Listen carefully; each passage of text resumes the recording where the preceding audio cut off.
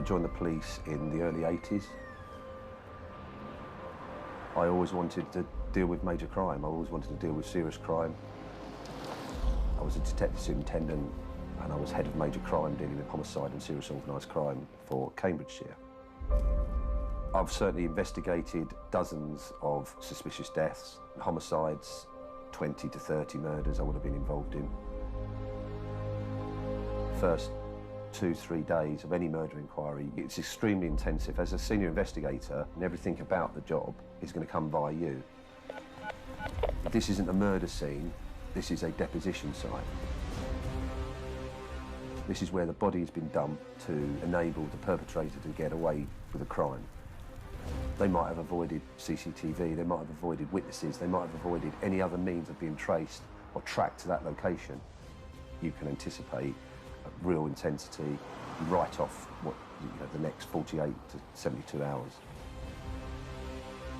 It's going on inside your head when you're driving home, when you're laying in bed, trying to get to sleep. It becomes all-consuming for that period of time. And there's very few murder inquiries that are unsolved in the UK. You want to make sure that you're not leading the force that doesn't manage to solve a murder.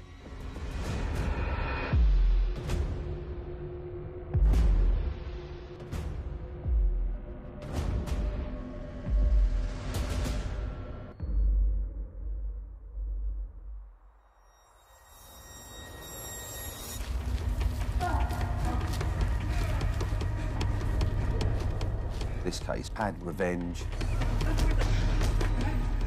blood feud, people who detested one another, and then the gruesome murder at the end of it. The way they tried to hide what they did, the way they tried to put the police off the scent, it had everything that you'd find in a decent crime novel.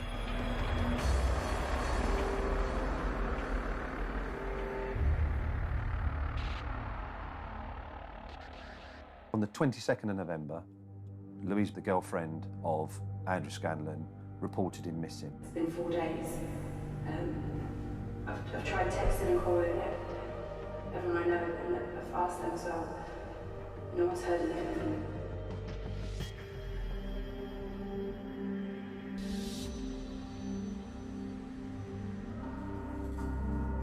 Andrew Scanlon, 35 years of age, didn't work, had various problems with the police over the years in petty criminal type scenario. He had at various times been a heroin addict. Whatever lifestyle Andrew Scanlon had, this behaviour was out of character for him.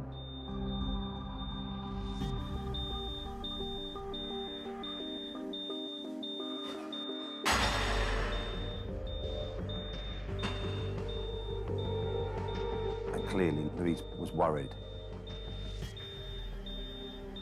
And this is what brought on the reason for her reporting him as missing from home.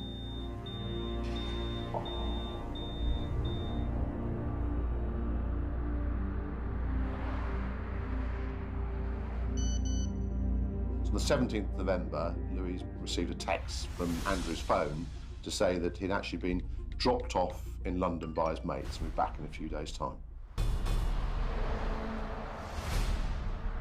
Again, that would have raised her concerns as to where he was, who he was with, and what he was doing. So on the evening of the 17th of November, Louise wasn't alone in the house with Andrew Scanlon. There was another guy there called Peter. They were all three of them were in the house together. So when the missing from home officer spoke to Louise and Peter... Well, Louise in particular gave a number of different accounts. Yeah, here's some classic. One of them was that two men in a red car picked Andrew up. Yeah. You're out Friday. And another one, she wasn't sure who picked Andrew up. So her account was really all over the place. Because when I didn't hear from him, I got in touch with Peter. Okay. There was discrepancies in the story that didn't quite add up. Peter's account, again, was all over the place. Totally confused, really sort of adding a bit of suspicion to his part in the missing scenario.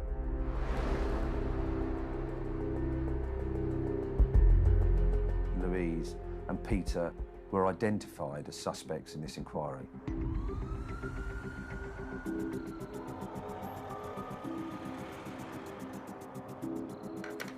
When was the last time that you saw Andrew? And were interviewed under caution. That was it. I went home. When Andrew went missing, Louise said that he'd taken his Cashpoint card with him. Is that what you're saying? That information was passed the bank. When that bank card was used, the ATM automatically took a picture, and in that picture, the face of Peter could be seen.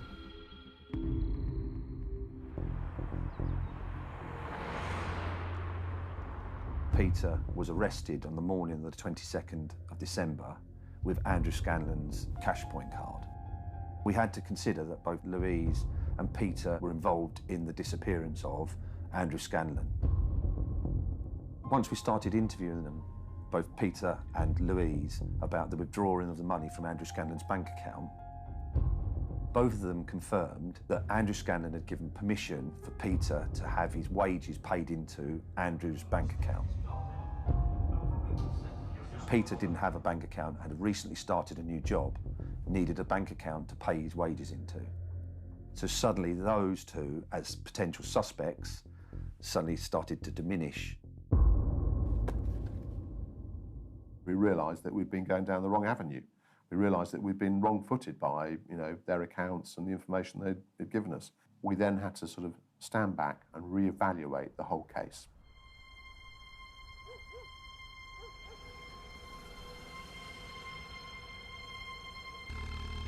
Louise eventually told us that she saw Andrew get into a car on the 17th of November with both James and Mark Bajan, his half-brothers.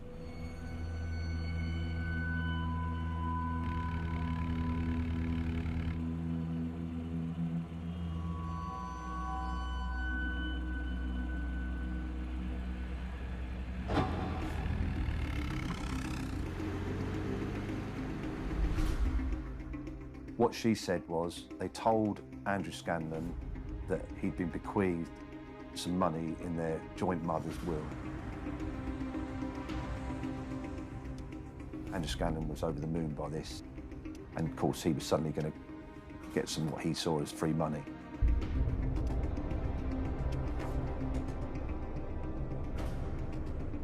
They said they all needed to go together to somewhere on the south coast where they were to meet the solicitor who's going to hand over the money. So Louise saw Andrew Scanlon leave that address in Dickens Street, get into the back of the Ford Escort,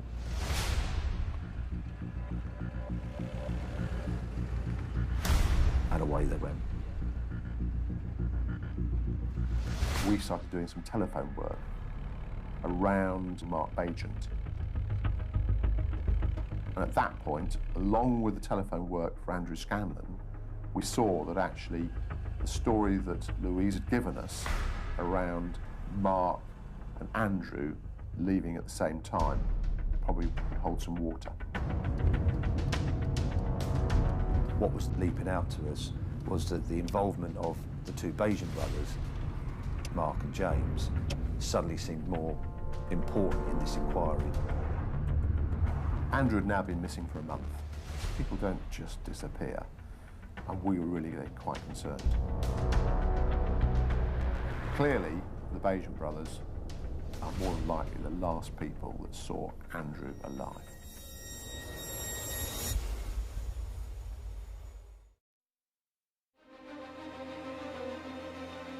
The disappearance of Andrew Scanlon from his home in Peterborough had set police on a false trail. Before mobile phone analysis placed Andrew's two half-brothers with him on the night. The last communication that we had from Andrew's phone, that's where the text message was sent to his girlfriend saying that he was going to London. His mates had dropped him off. He'd be there for a few days.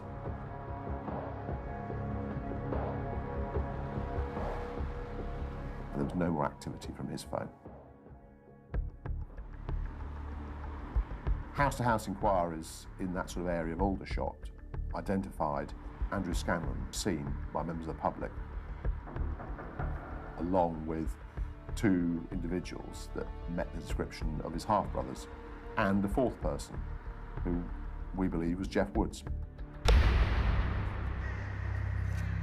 Well, Jeff Woods was involved in the same sort of outdoor activity as James Bajan. He was a tree surgeon by trade. What we found out was that during the course of the 17th of November, he met them at or nearby to James Bajan's home address, and that he got into the vehicle with James and Mark Bajan and Andrew Scanlon.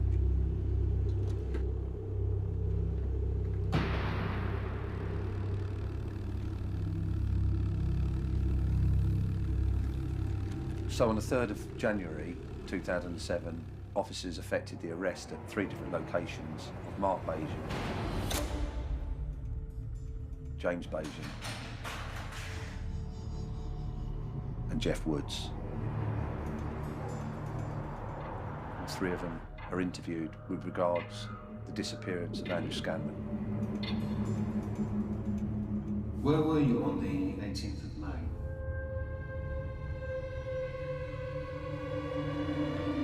You don't know where you were? Is that what you're saying?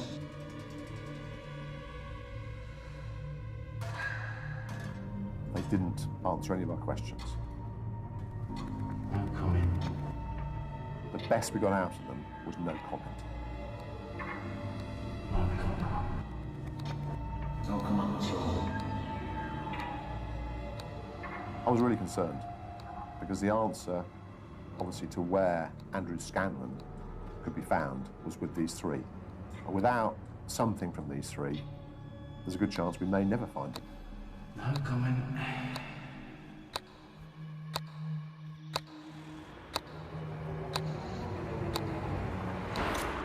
They'd been in custody for 36 hours. We'd already been for a number of extensions of the detention clock. We were running out of time. At this point, unless we got some evidence, some solid evidence, we were going to have to release these 3. We'd had Jeff Woods in custody for as long as you potentially can have someone in custody for a criminal offence. And then suddenly, after a consultation with his solicitor, he came back to us and said, "I've got something to tell you." Suddenly, out of nowhere, we had Jeff Woods talking to us. It wasn't my fault.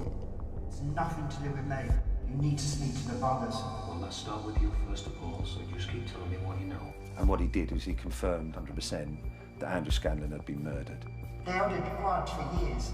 And when her mum was alive, they were never going to do anything. Woods claimed was he hadn't carried out the murder, that he'd assisted in the burial of the body, and not only that. I'll show you where. But he was prepared to show us where the body was deposited.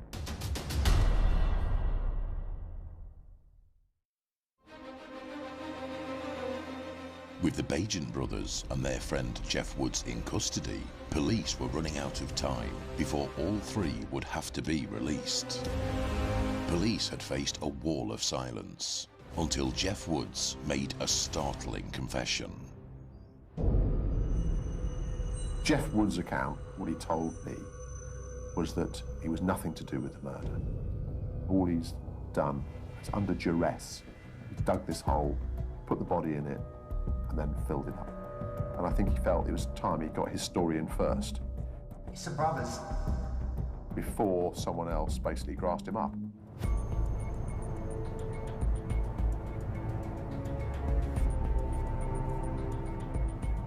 We commandeered a number of police vehicles to take Jeff Woods to where he had told us, or where he believed, the body of Andrew Scanlon was buried. What he's going to tell us isn't going to be the whole truth. So what part did he really play? Did he really know where the body was?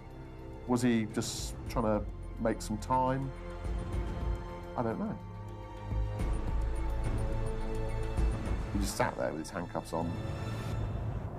So he went down in the car with his solicitor, with a couple of my team, along with a uniformed officer, and they just drove him straight down here, purely because of the lack of time that we had on our custody clock. I had no idea if Jeff Woods was lying to us or not. Was this his opportunity to make a break for it? You know, had he taken us on a wild goose chase in the hope that we'd get into the open countryside, he could make a run for it?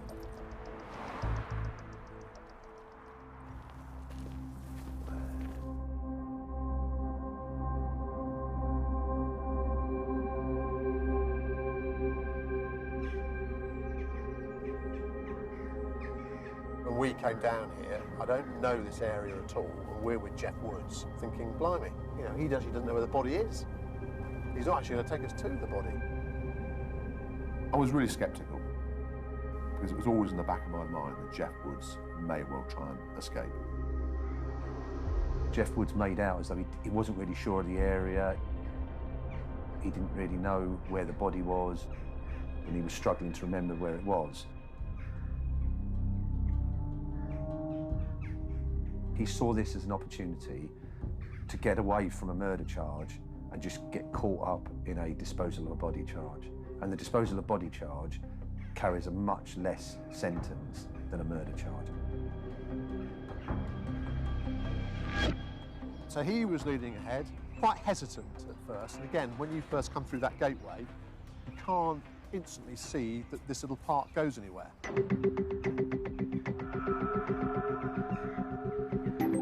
As we walked across the common, Jeff identified a waste bin.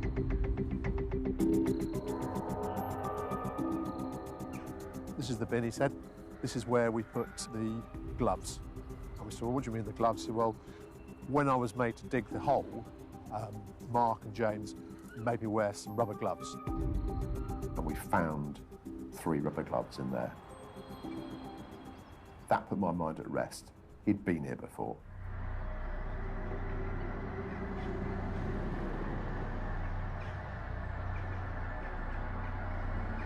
One of the biggest concerns that I had was that he might use this opportunity to escape.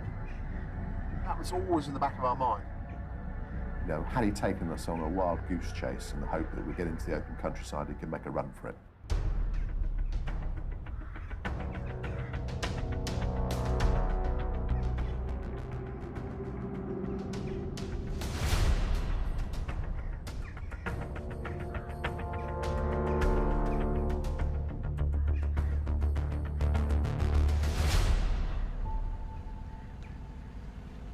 His story, he received a phone call from James in the middle of the night. One of them produced a gun and they drove up to Sandy Hill. And he realised straight from that moment that something really bad had happened.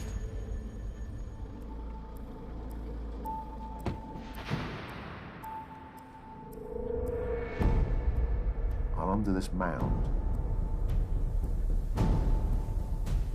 was a male body. He now knows that's Andrew Scanlon. But what he told me, he played no part in the murder, and all he's done is, under duress, dug this hole, put the body in it, and then filled it up.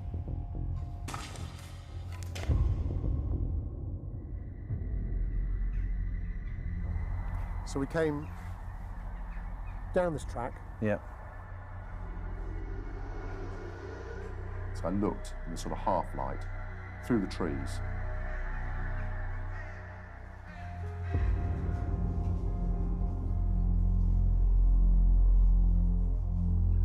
Just here, about 10 yards away from us. And Jeff and myself were stood there. He was facing towards us. Yeah. And he pointed and said, "There's the body."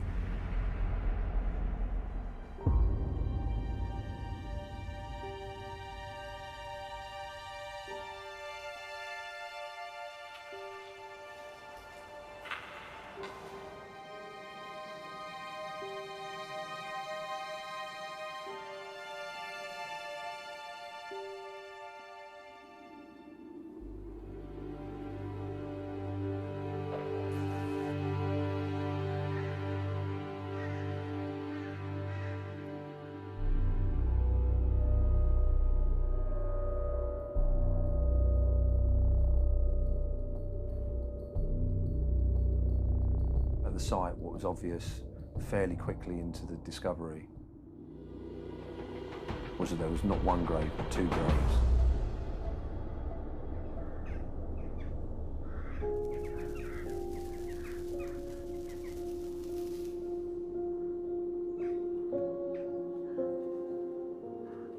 A cordon was put in around that site. We were really hopeful that we were going to recover forensic evidence that put Mark and James Bajan and Jeff Woods at the deposition site.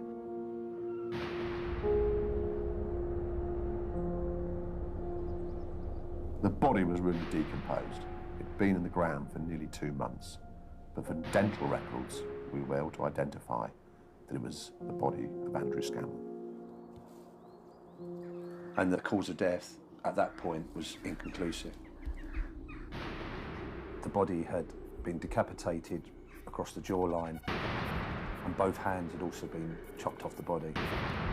The main torso, from the lower jaw down, without hands, was in a small, shallow grave. Then, a few feet away, was the head and the two hands in a separate grave.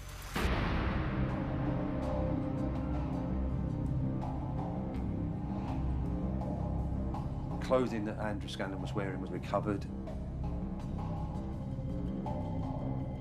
We also found a small shard of paint in the back of the neck when the weapon that was used to sever Andrew's head had hit the neck and the spinal cord. A tiny shard of paint had stripped from that weapon and was left embedded in the spinal cord and the matter in the back of his neck.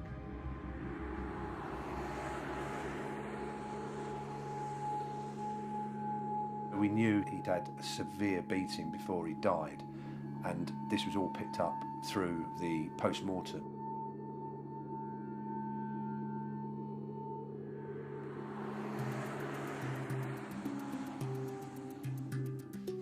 We recovered all the telephones from the three suspects, and what we found, one of the messages was from James Bajan to his wife Charlotte, and it was a simple message that said, "We've got him." We had James and Mark Bajan totally uncooperative with police, failing to give us any information whatsoever. No comment. We had Jeff Woods providing us with a version of events that would actually de-implicate him in the murder charge. They're going to try and blame me, but it's nothing to do with me. But now we also had this simple message that implicated Charlotte Bajan. We can only assume that Charlotte Bajan was part of the plot to murder Andrew Scanlon. She was arrested and brought in for questioning. It's nothing to do with me or James. It was a complete denial. It was saying that she wasn't involved in anything to do with conspiring with her husband and her brother-in-law or Jeff Woods, and that denying any involvement in the conspiracy.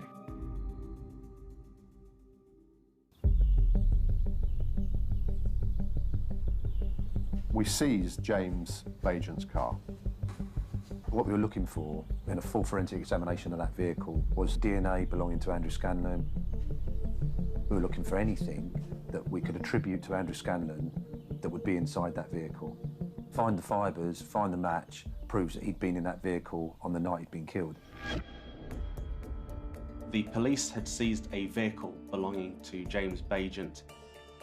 The scenes of crimes officers analysed the inside of the vehicle for traces of DNA, biological material, and they would then look for fibres because ultimately they were trying to prove that Andrew Scanlon had been inside the vehicle.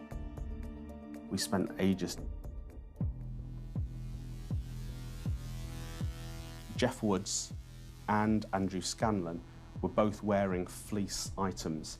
Now, fleece garments are usually referred to as being relatively sheddy, and that just means that they will shed their fibres relatively easily. So my expectation normally would be that I would have hundreds or thousands of these fibres left on a car seat. In this particular case, there were very few fibres found on the tape. It said to me that there had been a concerted effort in cleaning the car of all loose fibres. Someone was very forensically aware and carried out a full forensic clean-up of that vehicle to prevent forensic trace evidence being found by police.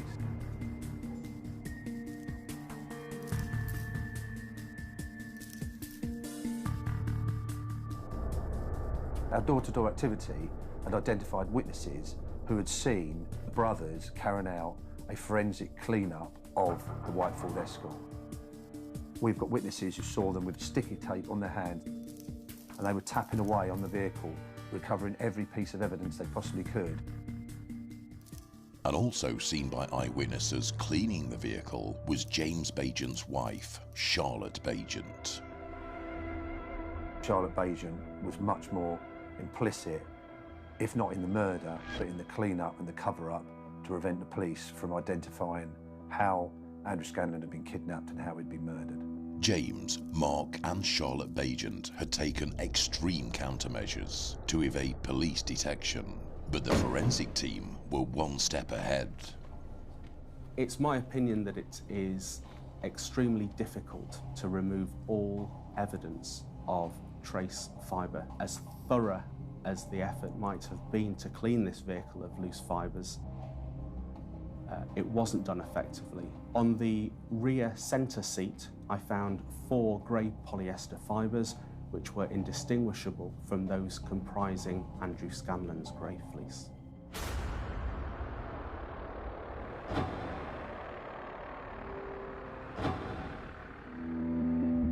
These fibres were absolutely tiny in size, ranging from 0.5 millimetre to about 2 millimetres long, and completely unseen to the human eye.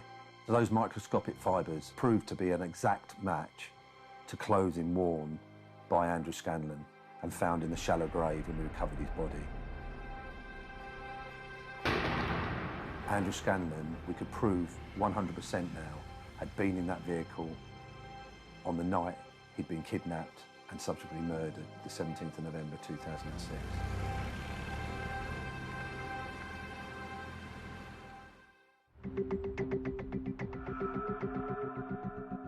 When we carried out the forensic examination of all the premises, we recovered dozens and dozens of DVDs relating to the TV show Crime Scene Investigator.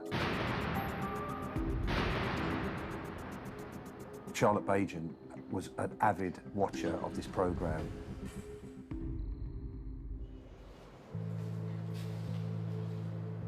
Jeff Woods was a tree surgeon. Unsurprisingly, we found an axe at his address. When we carried out an examination of that axe, we found that the paint on that axe was a match for the shard that was found in Andrew Scanlon's neck.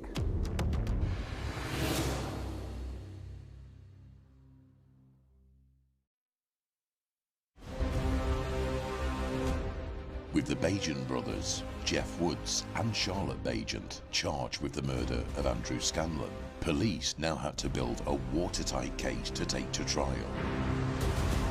We needed something that would give us a leg up, would give us another step forward in this inquiry.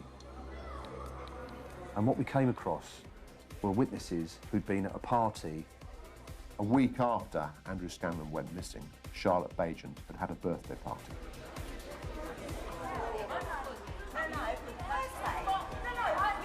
Charlotte, she was drunk. She got into an argument with a fellow guest at the party.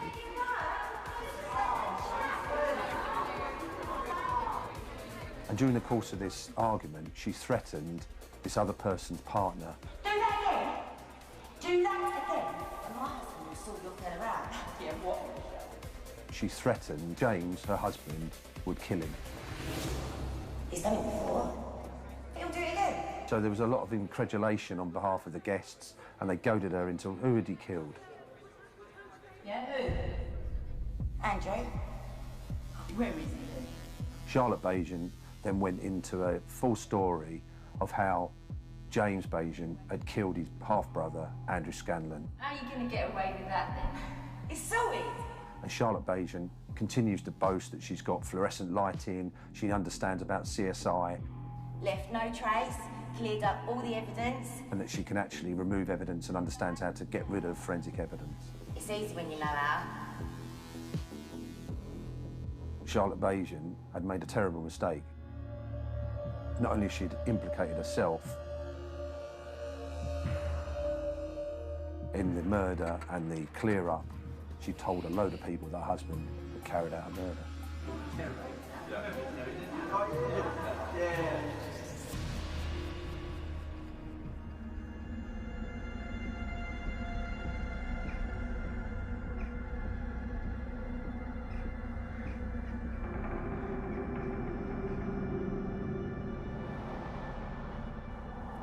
So this was where they would have been on the night. This is where they would have pulled up. 4 of them got out of the car. Late on the 17th, early on the 18th, they stopped the car here. And the reason they gave to Andrew for stopping the car is they wanted to wee. So they've stopped the car here. They've all got out of the car and they've gone across there into the rough ground there. We know there was a baseball bat used. We know that they had an axe. He must have seen the baseball bat or the axe. Special placings from Nick and Mum and He ran for his life.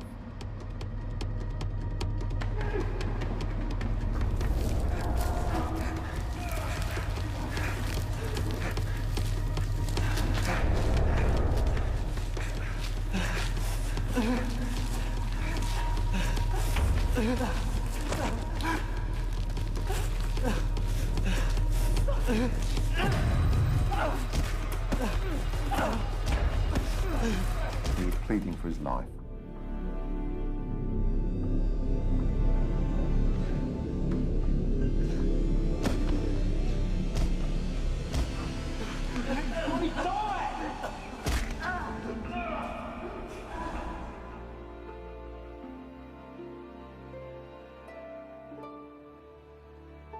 James is the one with the baseball bat. He's beating his half-brother. He's hitting him and hitting him. Mark says, you know, the bastard just won't die. So Mark steps across, grabs him round the neck. Breaks his neck with his arm. Yeah, breaks his neck.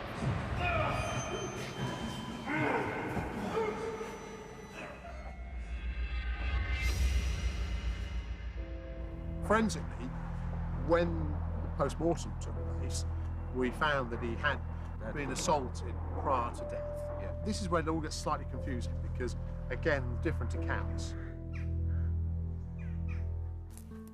With the forensic evidence, witness statements and Jeff Wood's account, police were ready to bring the case to trial.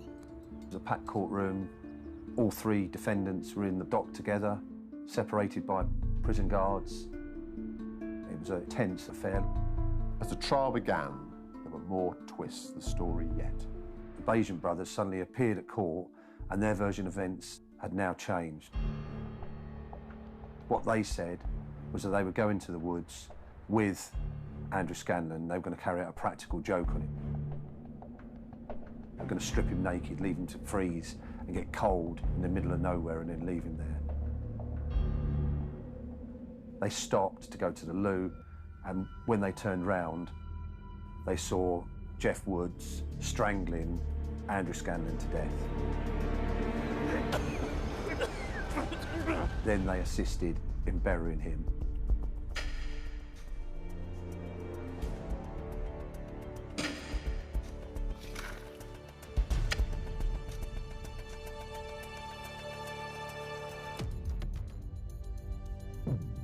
But they took no part in the murder of Andrew Scanlon. We now had 2 accounts, 2 stories. Jeff Woods blaming the Bajan brothers and the Bajan brothers blaming Jeff Woods. But we, the police, had identified a crucial witness who would actually unravel both of these accounts and give us the truth. The 3rd version that matched everything that we understood to have happened was a witness, Mandy Ozamadides, had had the story recounted to her exactly as it occurred by Mark Bajan. Shortly after Andrew Scanlon had been kidnapped and murdered, Mark Bajan went on holiday to Greece with Mandy, and he travelled by car across Europe, all the way to Greece, just the two of them in the vehicle. During the course of this journey, Mark Bajan told Mandy, word for word, what he had done to Andrew Scanlon.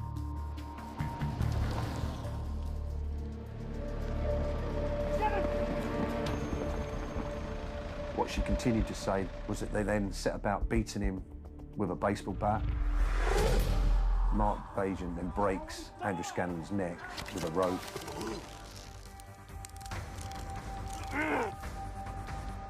And that Jeff Woods stabs Andrew Scanlon at least twice.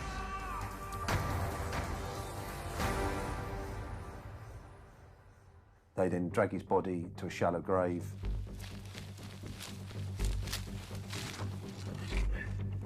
Put him in it, cover him up, and leave the crime scene.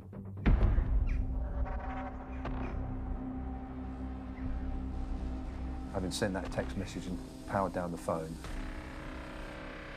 they returned back to James Bajan's house, where all their clothing and the murder weapons are given to Charlotte to dispose of, get rid of the evidence. And then we know that the following day, the clean-up occurs of the vehicle, where both the Bajan brothers and Charlotte set about cleaning the escort of all forensic evidence. Mandy Asmodides was so shocked about the confession that Mark Bajan had given her that, really unusually, she'd made detailed written notes of everything that she'd been told, and she was able to provide a detailed statement of all the events leading up to and including the murder of Andrew Scanlon. It was really important to us that any one of them didn't walk away from this charge, because ultimately we knew that all three of them had carried out the murder. Over the course of the trial, the motivation behind the murder was revealed to the jury. Mark Bajan was convicted when he was 18 of armed robbery. Mark Bajan always maintained that Andrew Scanlon had informed on him, and the reason he'd been caught and the reason he'd been convicted and spent 4 years in jail was because of Andrew Scanlon. That Mark and James Bajan blamed Andrew Scanlon for this.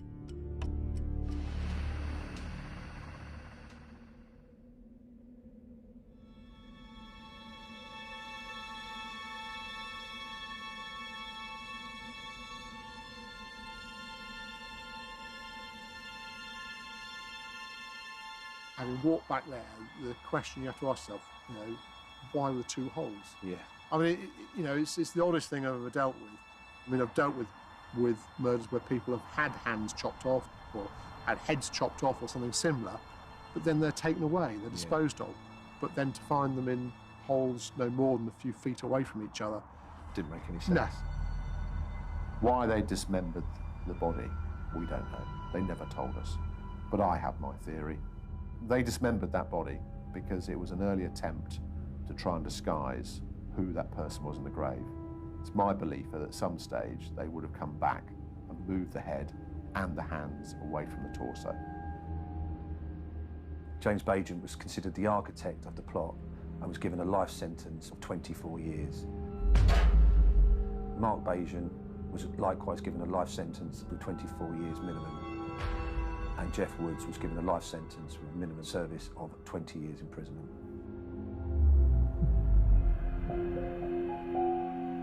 Charlotte Bajan was charged with 3 counts of assisting an offender and 1 case of perverting the course of justice. She pleaded not guilty on all counts and was found guilty and sentenced to 12 months imprisonment.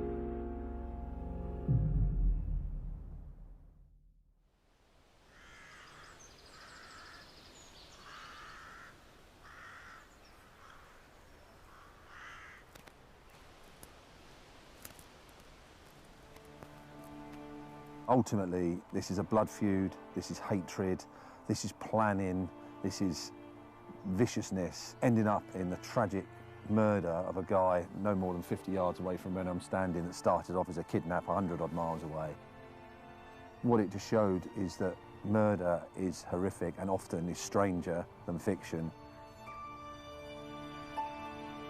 And to stand here next to these 2 shallow graves in the middle of this darkened forest, really does seem like a horror film. And I'm sure on that night when he was being murdered, it was the worst of horrors.